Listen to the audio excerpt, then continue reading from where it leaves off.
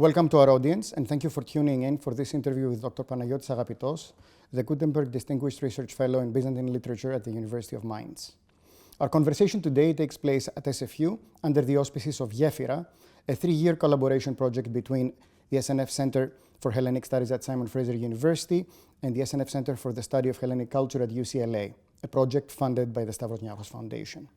My name is Dimtiris Krallis, and I'm director of the SNF Center for Hellenic Studies at SFU. I am, however, here today next to my good colleague, Dr. Agapitos, as a Byzantinist, someone deeply fascinated with the Greco-Roman world of the Middle Ages, but also as a reader of both historical and crime fiction. Before we begin, I would like to take this opportunity to acknowledge that this event is taking place at Simon Fraser University, Vancouver, on the unceded traditional territories of the Squamish, Tsleil-Waututh, and Musqueam nations. So, to begin, welcome to Vancouver. Thank you. It's wonderful to have you here. It's very nice to be here. And basically, let's dive into it. In a few words, could you describe your academic interests and research focus for our audience, which is diverse and not necessarily experts of Byzantium? Sure. Well, I actually started out studying in Germany, my undergraduate studies, as a historian. That's what I was thinking I would be doing.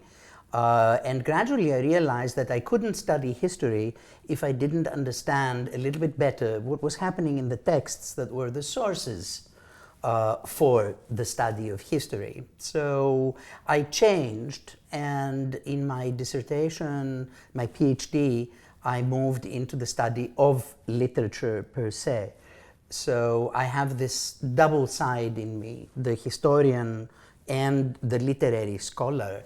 And I work a lot with all kinds of different types of texts.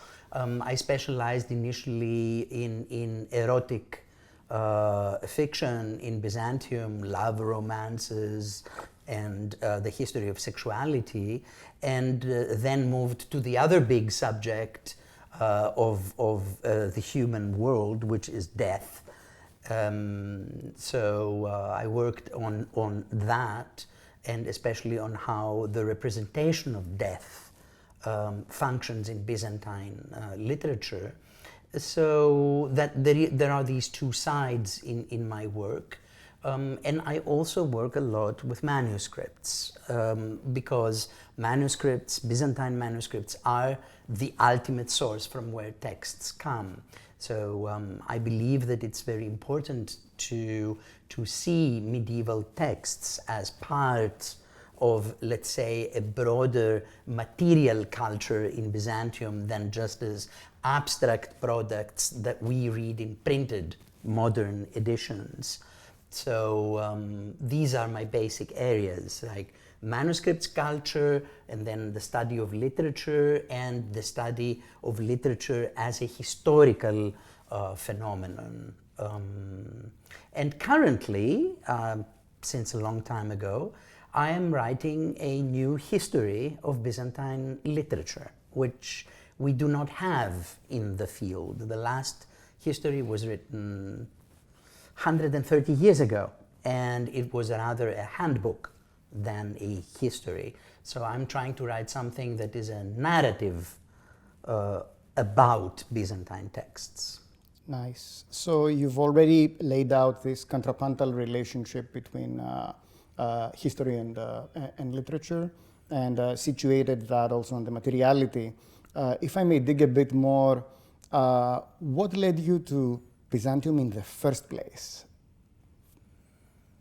Oh, autobiographical narratives by scholars, authors, artists are in general a rather deceptive kind of narratives, because we choose what we want from our younger days and recreate it into something that adjusts to our understanding of our current age, right? And since I have just become 65, my interest in Byzantium goes back to the time when I was 15. So these 50 years allow for a lot of play of choice and what I think I was thinking back then. But in general, I came to Byzantium through reading in my family's library at home Greek historical novels about Byzantium, and I thought they were great. Kyriazis or? Kostas Kyriazis and Angelos Vlachos, Kazantzakis' theatrical plays, anything you name it, Penelope Delta. And I thought that was fantastic. I was completely enthusiastic about that. And that's partly how I decided to go into Byzantine studies. But I went to Munich to study because, and that was very conscious, I didn't want to become a typical philologist or a typical historian, because that's what the way you studied in Greece, the fields were separate. But I wanted to study Byzantium horizontally. So to understand both its history and its culture and its archaeology. And then when I went there, I realized that my idea of Byzantium had absolutely nothing to do with the scholarship that was being produced. It was another world, so that was quite of a shock. And initially I thought of dropping out.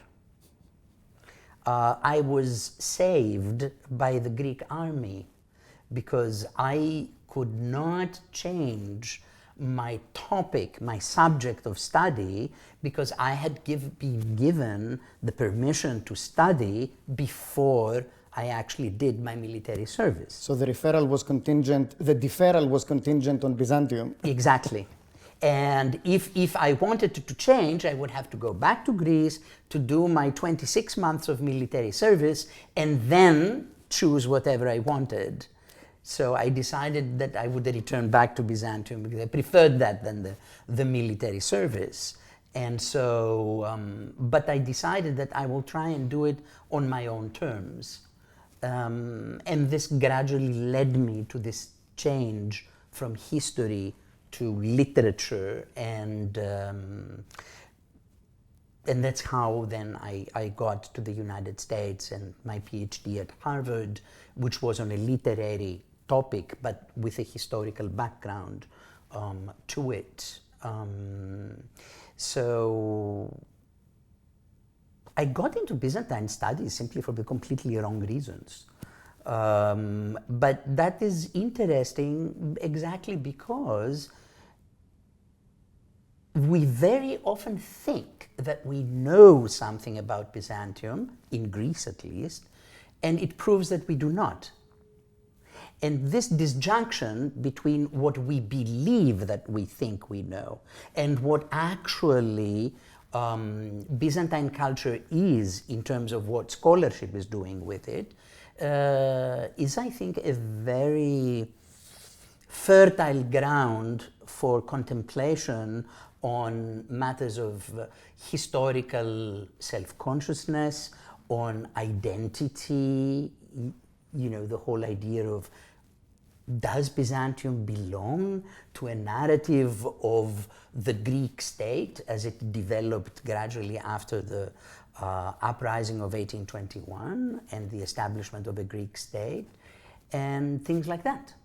I really appreciate this connection of engagement with a discipline and identity, because it's both a fruitful but also a disconcerting kind of feeling. I mean, when elements of your exploration of who you are kind of lead you to certain choices in a disciplinary kind of avenue. I've had a very similar experience in my path into Byzantium, and I also appreciate this beginning from the family bookcase and the books and the literature.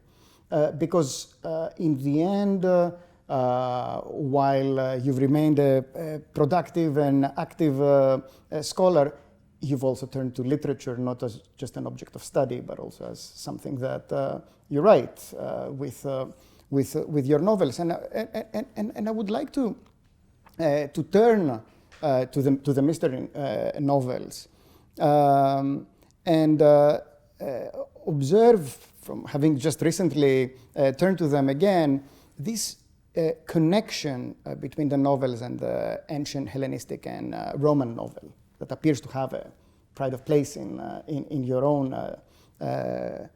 work. What led you to that, and how does the Hellenistic and Roman novel unlock Byzantium for you? Well, you know, I mean, I am not certain that the Hellenistic novels, or whatever you want to call them, unlock anything, okay? But there is a simple fact. The simple fact is that since the 9th century, already a little bit before, but certainly since the 9th century, these ancient Greek novels, these Hellenistic novels, they appear to be read in Byzantium. We begin to have anthologies thereof, we begin to have manuscripts. There are people who are talking about them. There are small essays or remarks about them in literary criticism, Byzantine literary criticism. And then at some point in the 12th century, we actually have the writing of such novels in a new kind of form. So for me, it was the use of these novels of the ancient romances, or however you want to call them, love stories, in the context of the early 9th century, was a way to help both my protagonist, my detective, and also the readers, the contemporary readers, to see that Byzantium was a culture that dealt with eros in a creative kind of way, and that it was not exclusively a society defined by what we see today as its major characteristic, which is a religious pietism. So my detective, who is a high official of the state, he is the senior secretary, which means the director general of the imperial chancellery, and therefore a person fairly close to the emperor and responsible for actually preparing the drafts for imperial decrees, for laws, and so on and so forth, is someone who reads these ancient novels. And he reacts to a number of things that he sees that are taking place in the novels through the filter of these particular readings, which is a very Byzantine way of dealing with the world, explaining the world through some other texts and then making a sense of a reality that lies in front of you. We do it sometimes ourselves in our modern world, maybe more with movies, maybe more with the images and less with books, but we do it. So that is the reason behind it. And also, it allows the detective, who is alone, he does not have a family, to be sensitive to questions of love, of desire, and therefore also sexual crime. And as you were describing this, it just clicked in my mind that in the very same way that in your academic work there is this interest in both the romances and death, in those novels you have exactly those things coming together. Certainly, of course you do. Yes. As central plot lines. Yeah, but you see, the thing is, of course, that love and death is an issue that is extremely 19th century kind of thing, right? I mean, let's not forget Wagner's Tristan und Isolde and the famous Liebestod scene at the end of the opera, which is not the way in which the Byzantines looked at it. But nonetheless, there is no question that there are hints in erotic literature that eros and thanatos are somehow connected with each other. both from the perspective of the idea of abandonment to erotic pleasure as a form of giving yourself to a changed status of your body, and therefore moving from some kind of life to death, but also because the feeling of love and of desire and of the memory of desire is also something that is connected to the sensitivity of death. Characters, for example, that fall in love, they also faint. And people who see them fainting think that they are dying. So that there is this interesting connection. Too much love leads you into some kind of death condition, which is what happens to the young girl, the daughter of the general in the first novel, and Leo is able to understand what she is suffering because it is staged, of course, exactly the same thing that happens to the protagonists of one of the novels, the heroine that he reads. Mm-hmm. So he sees that, he makes the connection, and then he tries to solve this problem without having solved his own personal erotic problems. Which is, that little incident reminded me not just the novels, but the story of Stratoniki and is it Antiochos or Seleucus and Erasistratos, the doctor, detecting love as a reason for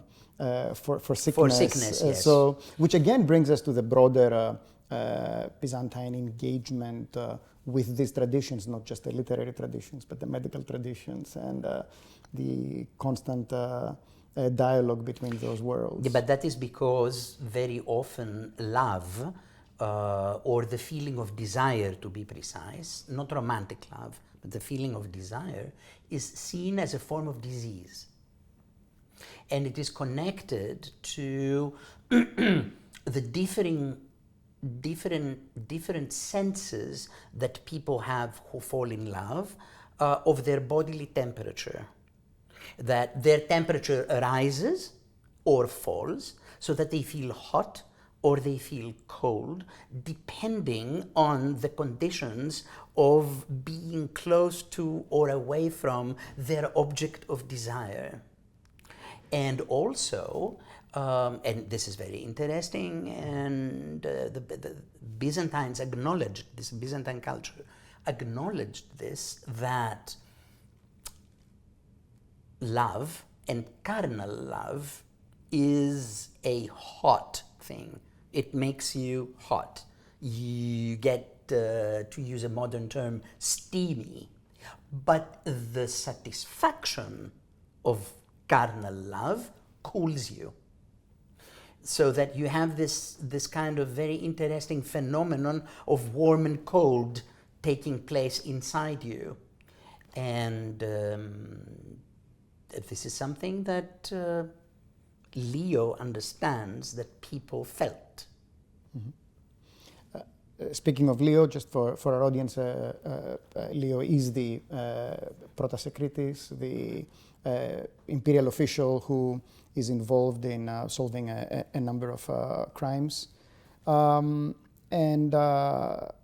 Speaking of Leo, thinking of the broader setting, you once wrote that the novels of Robert Pankulik on medieval China were an inspiration for you. In fact, your novels were published in Greece by Agra, who also published Vankulik. Why do China and Byzantium work as settings for storytelling? The thing is, Vankulik, one of the differences between the novels of Vankulik, who are set theoretically in China of the 7th century AD, which is the beginning of the famous Tang dynasty, and his detective is a judge, famous Judge Di Qi. Vankulik approaches the creation of his stories and his plots not from the categories of the modern genre, but through the categories of Chinese understanding of both judicial practices, the sense of crime, what crime is, punishment about crime, or solving a judicial issue, and the tradition of judicial criminal novels in Chinese literature since the 16th century. So he created something that could be seen as a crime novel, but it did not in any kind of way conform to the patterns of the typical British or American crime novel of, before the Second World War, the so-called golden era of crime fiction. And that I found fascinating because for me, and I have this particular liking in Chinese and Japanese culture, I thought that here you have a scholar who decides to write these things in order to show something of the culture, but not as an exoticist, orientalist phenomenon, but as something that can be understood on its own. And that's what I wanted to do with my novels, that there is, Byzantium is not seen as the refraction of other things, but as a culture on its own that functions in its own time and has to deal with all sorts of, from very everyday problems to political and military issues with its neighbors, in this case, primarily the caliphate in Baghdad, which is the big superpower opposite to Byzantium in the 9th century. I find this really interesting what you just said, that in so many ways we have a break from the Conan Doyles, the Hammets, the Chestertons, Elroy, or who choose anyone in the Byzantine case. So in that sense, is that the main difference in what you see in being part of that continuum, the situatedness in Byzantium? How do you see, in other ways, your work relating to that kind of tradition of crime fiction? Well, the thing with crime fiction is that if one wants it or not, there is a genre that was created. It is probably one of the newest literary genres, at least in the 19th century, when it was created. And it developed very quickly into its various stereotypical forms.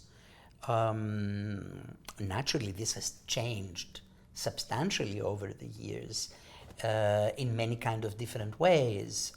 But the fact remains that every single reader, be it a she or be it a he, when they pick up a crime fiction book from the crime fiction section, they have in their mind something of all of this tradition behind them.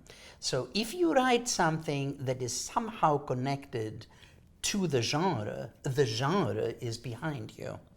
And I see myself within this tradition. The question is, what do you do with it?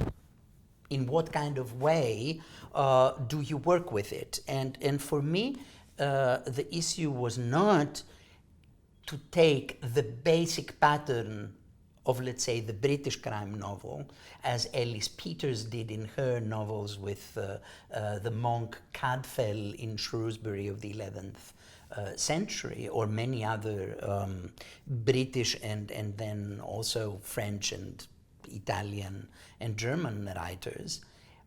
But just like in Van Gulik's case, to create a kind of form of mystery story that is written from within Byzantine culture. So not to put a contemporary 20th century, 21st century, whatever you want to call it, plot with Byzantine costumes but actually to create a Byzantine plot that can be recognized as a crime novel. So that's where the difference lies.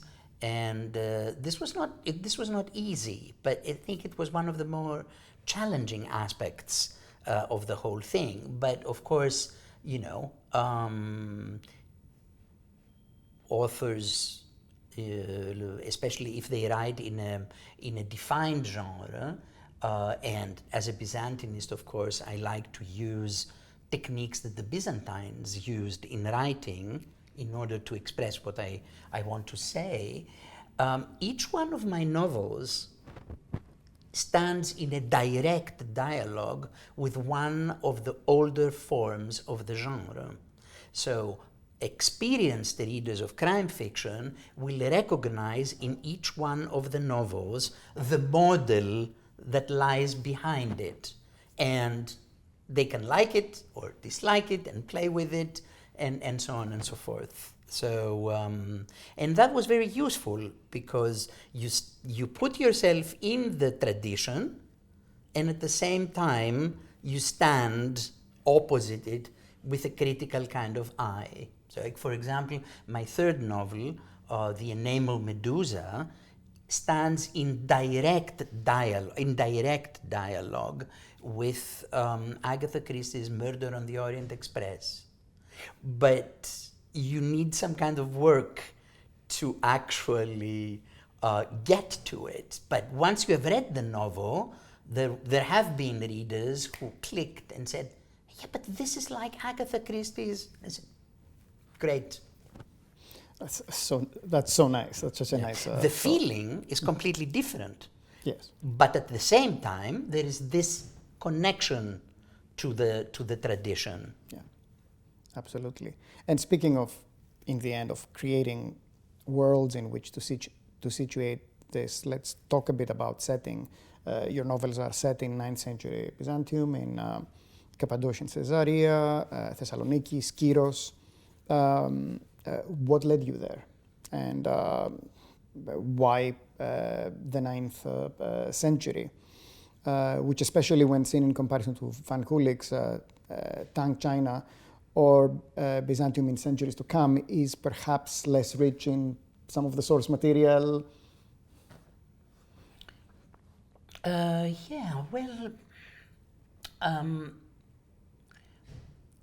thing is that the 9th century, and especially the first half of the 9th century, and actually the end of the 8th century and the first half of the 9th century, are more or less unknown to broader audiences,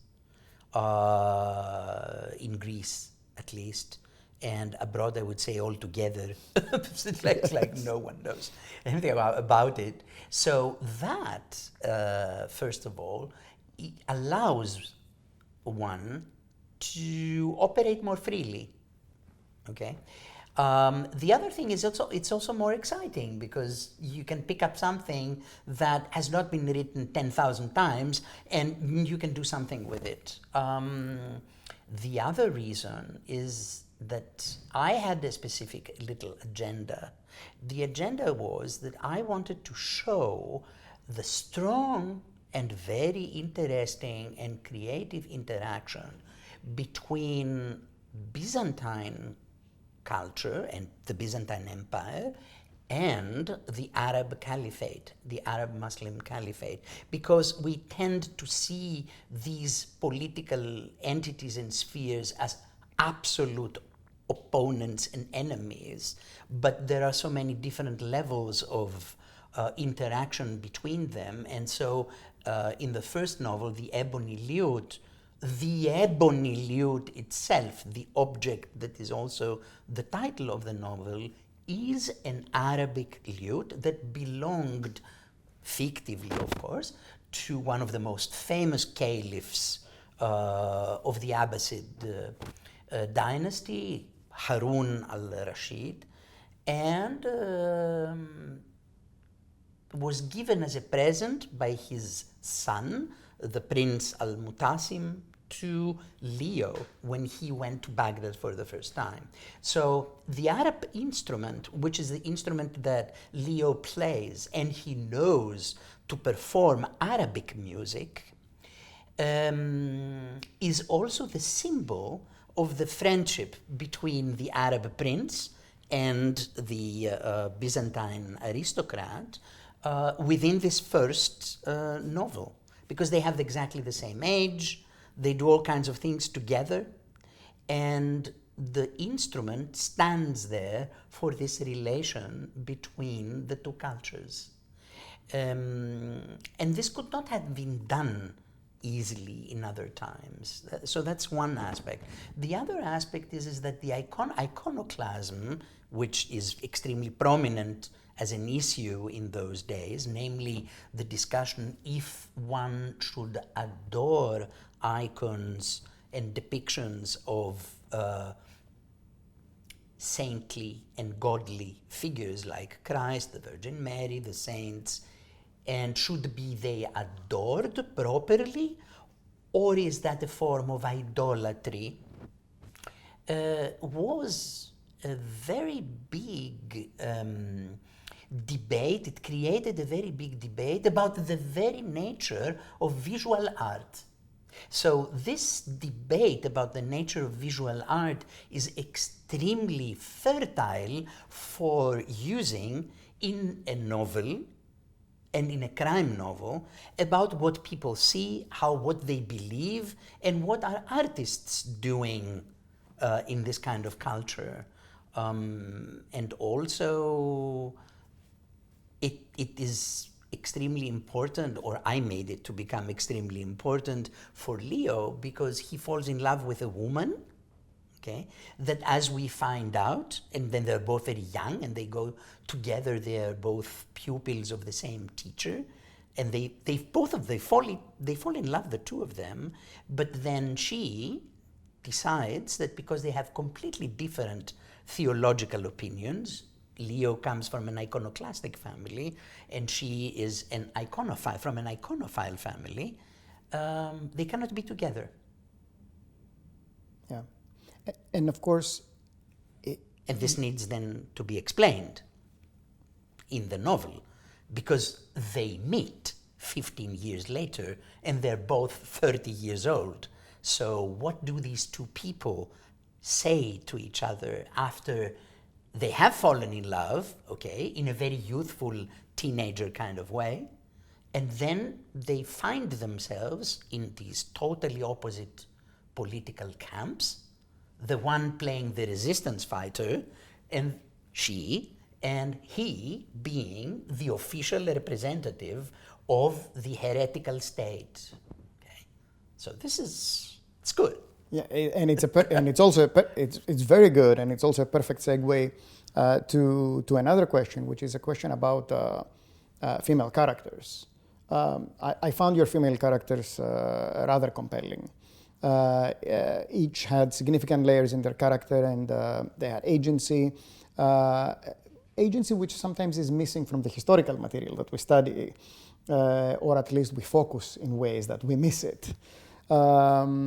Was the novel, were the novels for you an opportunity to think out some of the historiographical problems in the study of women in Byzantium?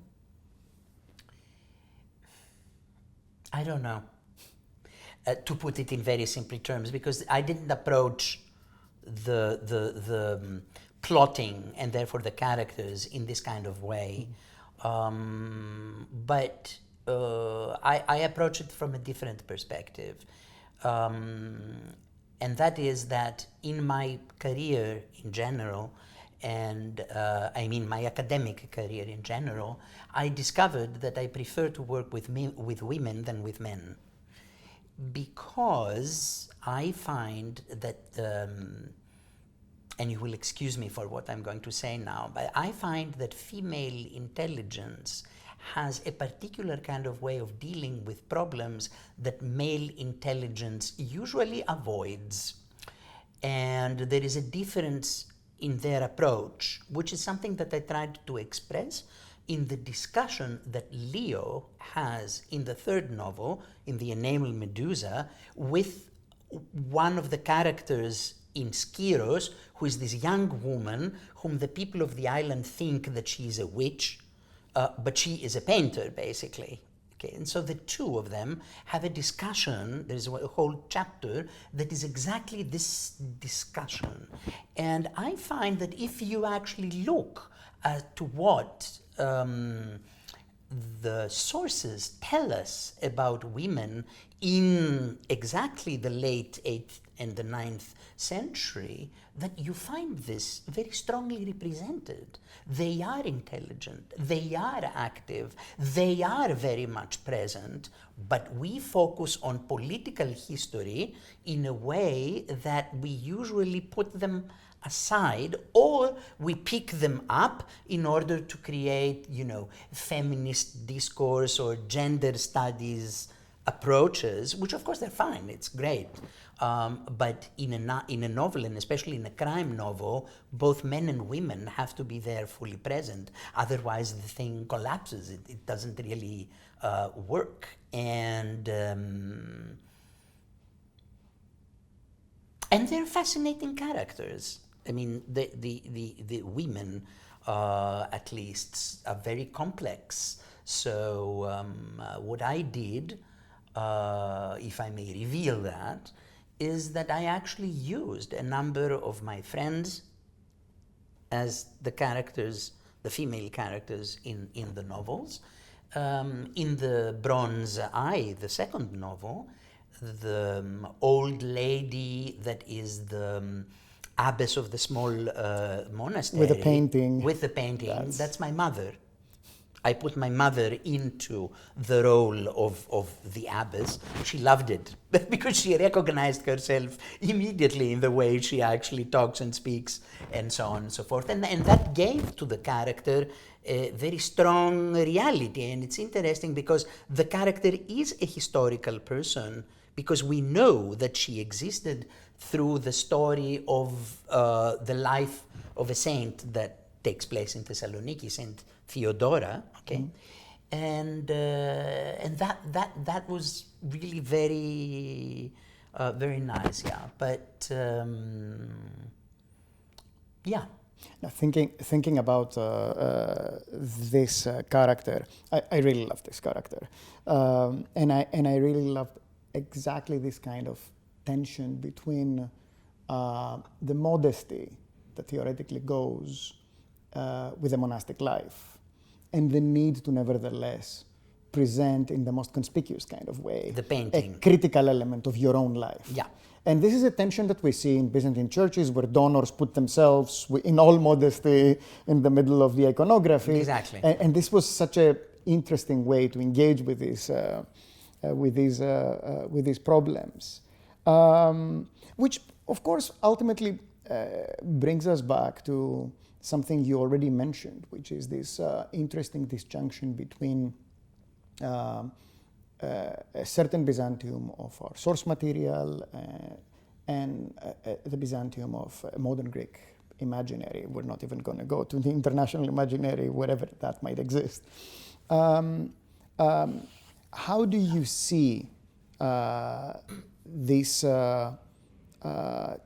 tension, and how do you see yourself in dialogue with the modern Greek reconstruction of what is Byzantium? Well, the problem is that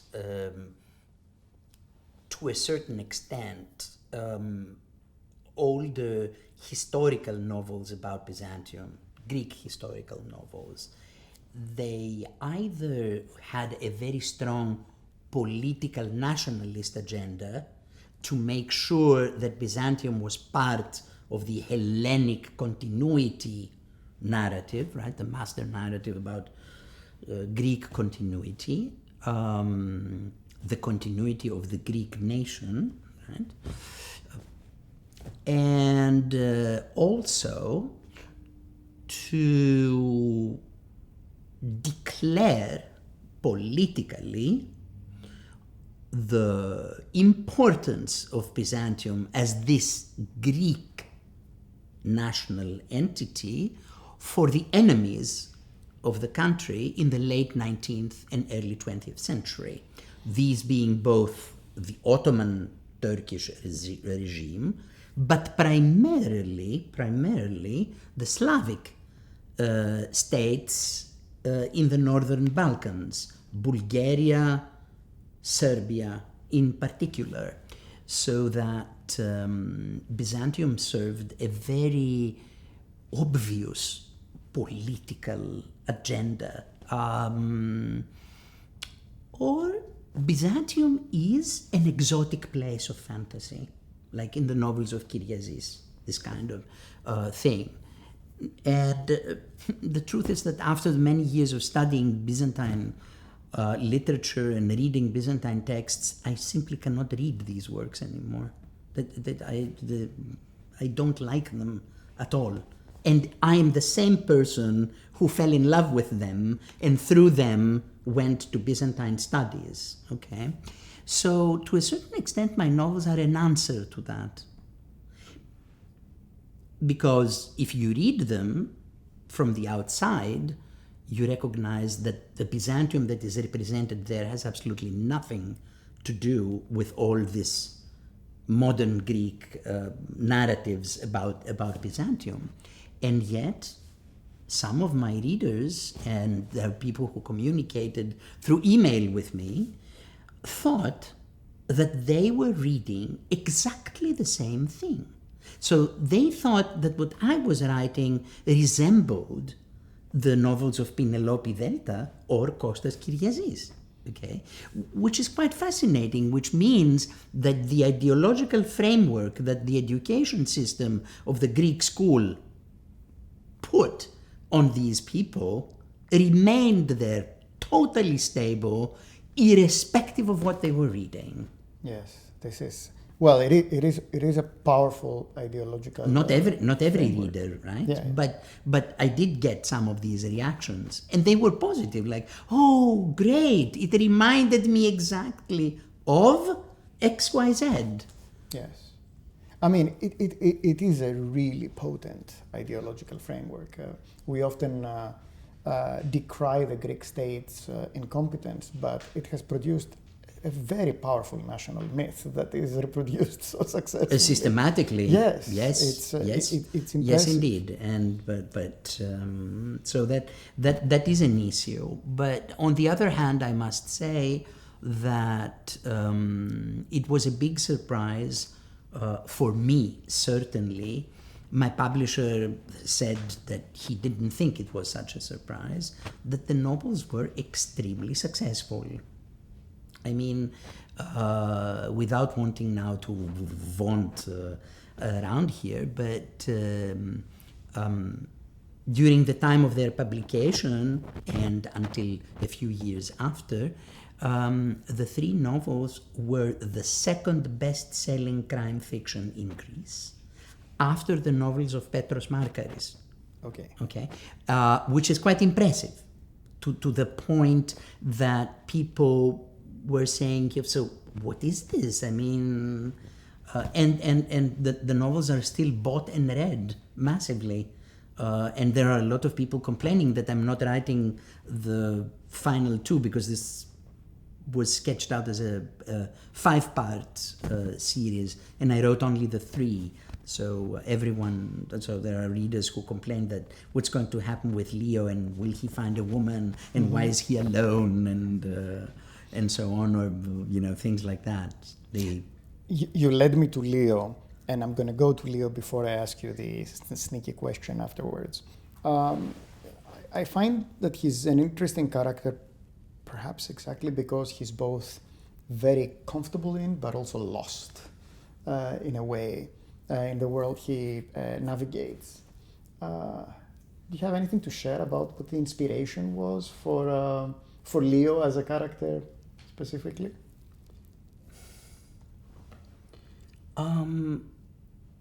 I didn't have any particular inspiration for Leo, in the sense like, sitting there and suddenly having a flash, oh, he should be like that. But the thing with Leo is,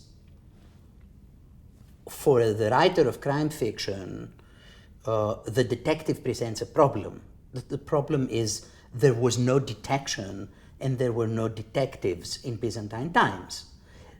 So how do you create a situation where the readers that expect crime fiction to operate will accept a character in a context where there is no crime detection? Okay. Many of the writers of medievalist fiction do not bother. They present people who suddenly become detectives, like Sister Fidelma in the romances of Peter, in the novels of Peter Tremaine, which is totally insane. There could never have been such a thing, okay? Or Brother Catfill, who's just a monk, okay? But sometimes they might be officials. But the problem with Leo is that I needed a character who had some understanding of the law in order to have a sense of what is the legal framework and the judicial framework with which he can operate. B, someone who comes from an environment that has questioned certain ideological parameters of the beliefs, the iconoclasm element. So it's like he's innovative. Third, someone who is relatively cultured and therefore has read things, and he can, as a good Byzantine, interpret partly the world and the unknown through the books, and then gradually begin to discover that sometimes the books tell the truth or some truth, but sometimes they do not do that at all. And this creates in him this kind of disjunction, because in a kind of way, Leo discovers what crime detection is. He does not know it. He does not know that he is a detective, okay? And therefore he makes gross mistakes. Readers of crime fiction will recognize immediately that XYZ action or decision of his is totally wrong.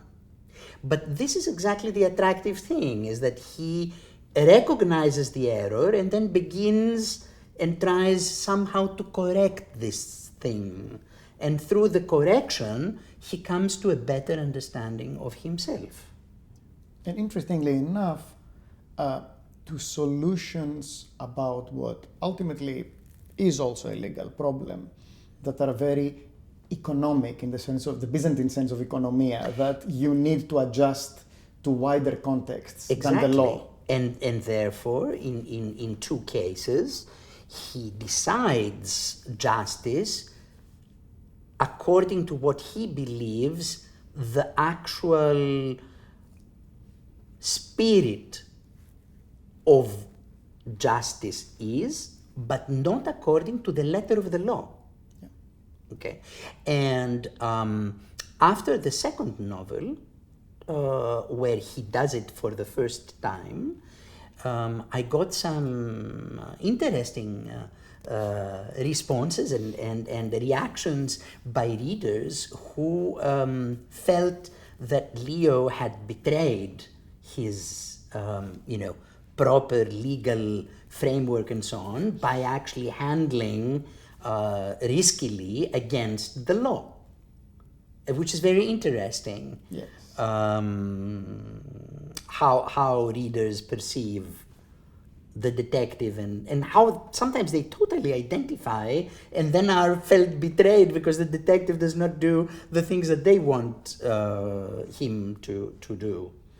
Which again brings us into the problem of a modern lens into an ancient problem, a modern conception of the law as opposed to perhaps Byzantine approaches to a legal tradition with the leeway and with the economia and with a judge's discretion that we might not find in a modern context. Not in such a way, no. Yeah. I mean, at least in the Central European and the Greek legal system, you do not have that, because the law is not like the English, the old British system case law in the United States. I don't know how Canada is, but I suppose it's also a common law.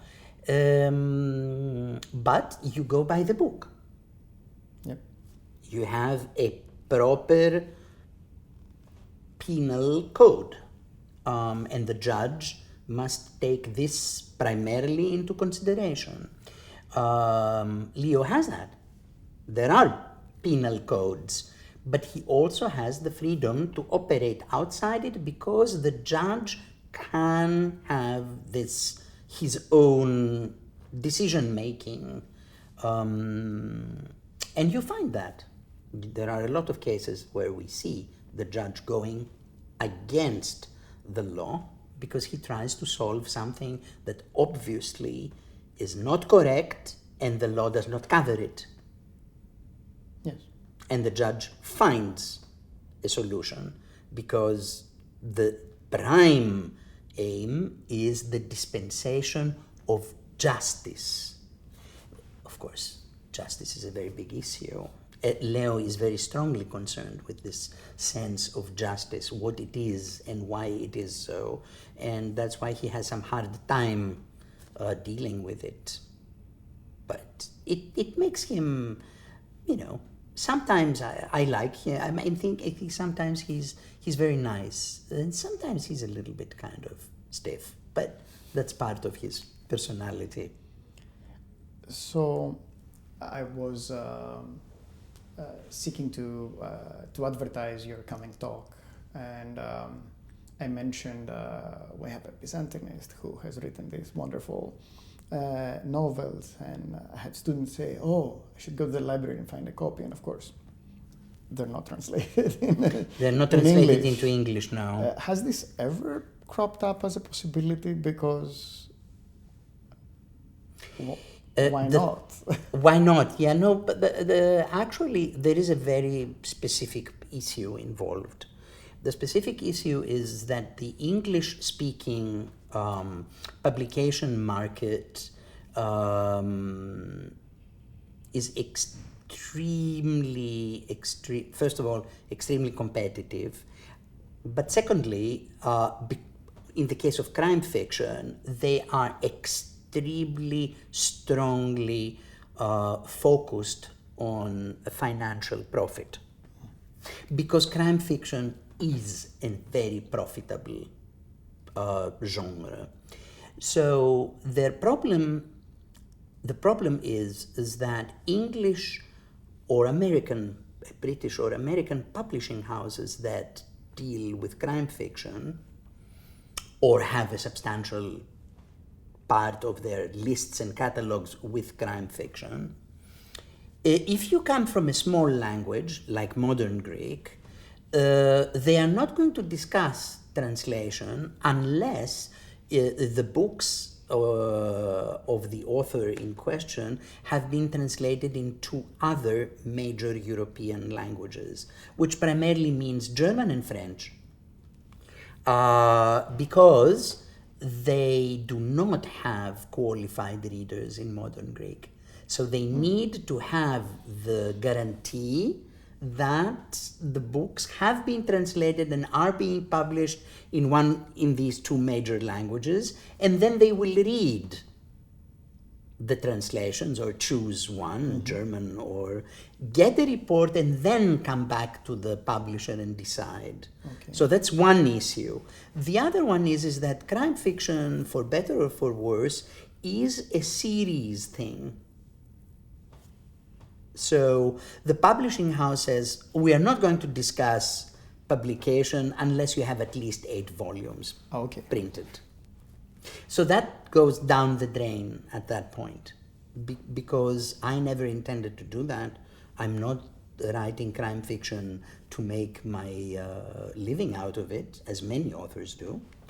And so there won't ever, even if I write the 2 remaining novels, there won't be more than 5. Yes. And so the translations are in other languages. I think French, actually, now the 3rd novel is being now currently in the process of being translated. So French is the only major language that now the 3 novels will be available.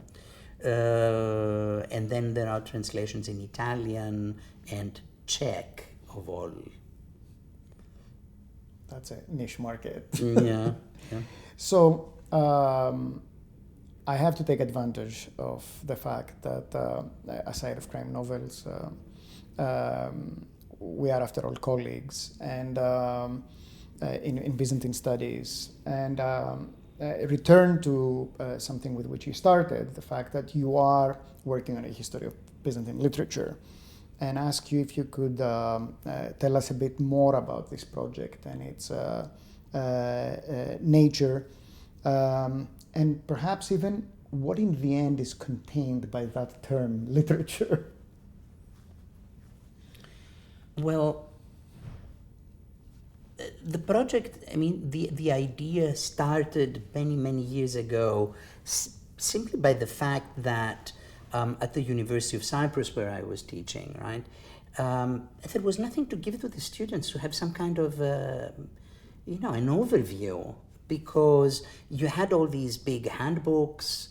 They're completely unreadable, for young people, right? And nothing really that would catch their interest.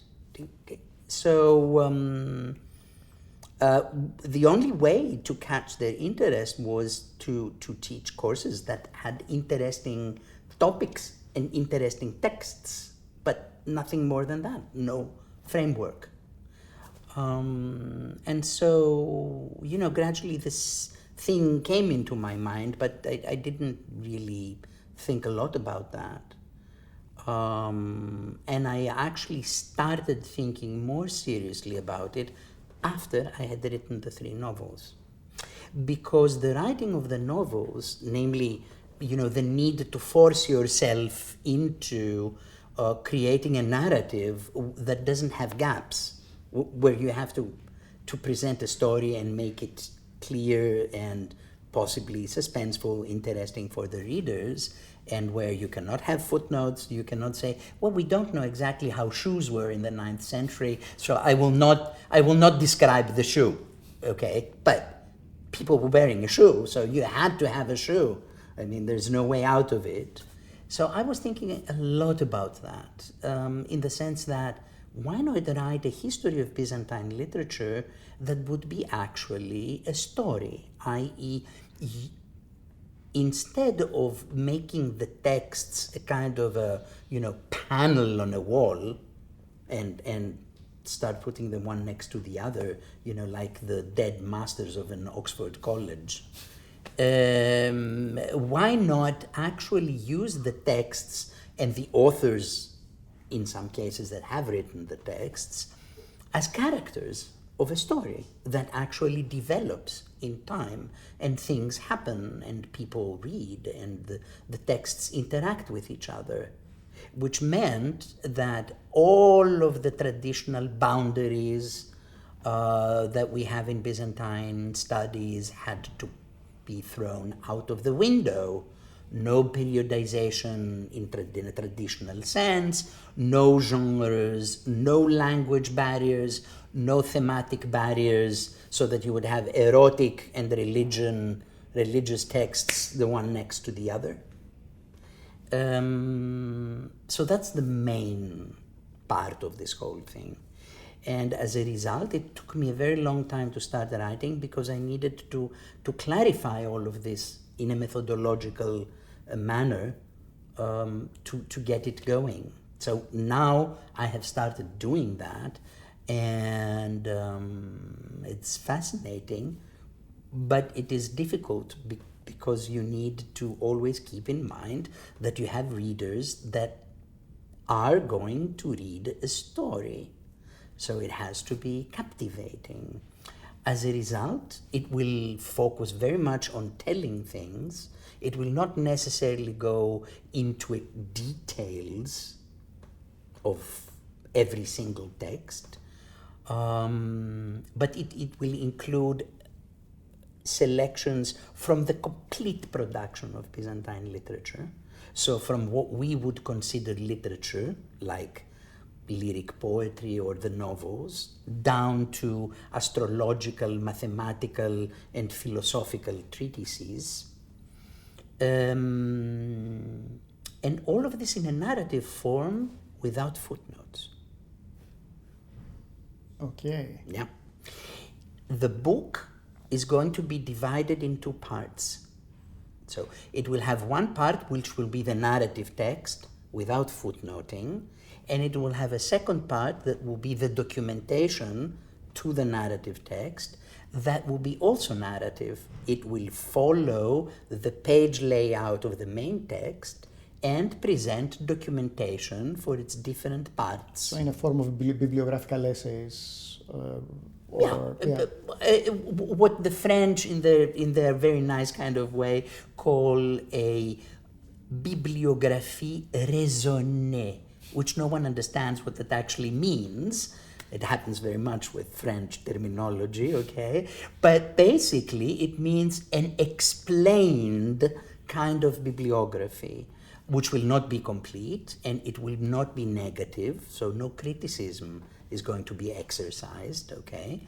But will be a help for readers, so that the readers will be able to read the main text alone, the documentation alone, or the one and the other. Mm-hmm. And this was an issue of debate and so on, but I'm very happy to say that the readers that actually evaluated my proposal to Cambridge University Press accepted it, and therefore now we have the contract and the book has to be delivered. I'm actually rather happy that this is the case, because in so many ways this is a creative way of going about it, and it's also pushing the boundary in the publication, in the academic publications industry, to imagine itself doing more than what is the traditional kind of way of publishing an academic book, and to reaching, of course, a wider audience, because I would assume that this is also an opportunity to open up what can be imagined as an audience for Byzantine studies. Yes, that's one of its primarily aims, to connect Byzantine literature to Western medieval literature, to Arabic and Persian and Slavic and the Nordic languages, where Byzantium is all over present, but never discussed. The other thing is, we have to accept that we live in a digital age, okay? So if you want to write, if you want to prepare handbooks, material, databases where you collect all sorts of bibliography and so on, this should be done in electronic form, right? So that people have open access to it, so you can continue to revise something like that. And that's great. And it would be wonderful if we could find, money to finance something like that for a project, and a university or some academic institution that would, support it. So sustain such a database of Byzantine literature in whatever form that would develop. But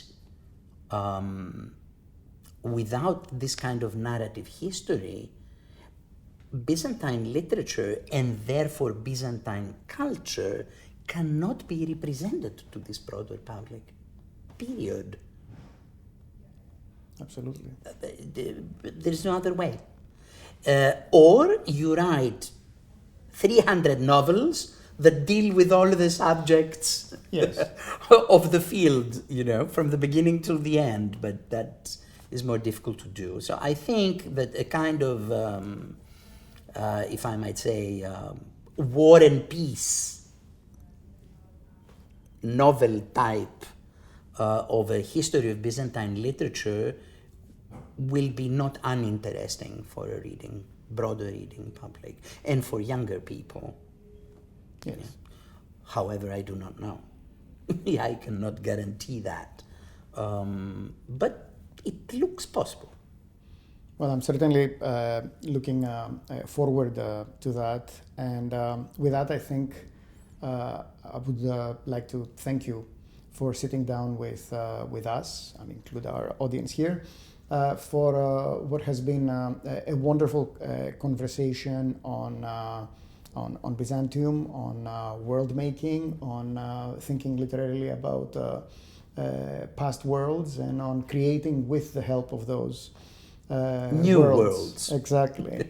Yes. Thank you, Noah. I thank you very much for the opportunity to talk to your audience, and it's great because we don't have all that many such opportunities. So thank you.